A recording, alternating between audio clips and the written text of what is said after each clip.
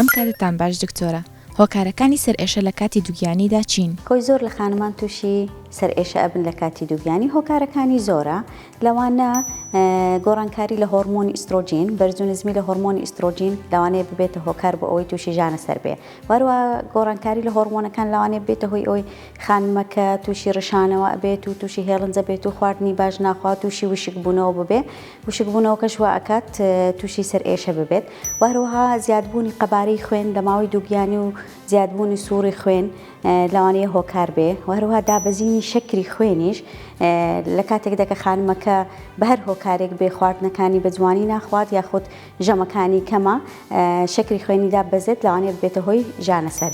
وەروەها گیرفانەکانی لووت کە ئەمەش هەر بەهۆی گۆڕانکاری لە هۆرمۆناتەوە ڕوو ئەدات و لەوانەیە خانمەکە خەوی باش نەبێ، ئەمەش ببێتە هۆکار بۆ ئەوەی تووشی سەر ئێشە ببێت. هۆکارێکی تریش بریتیە لە سترێس لە ماوەی دووگیانی و هەروە زۆربەی کات ئێمە داوا لە خانمان دەکەین دوور بکەونەوە لە کافاینەکان، لەوانەیە ئەمەش هۆکار بێ بۆ ئەوەی سەر ئێشیان هەبێ لە ماوەی دووگیانی.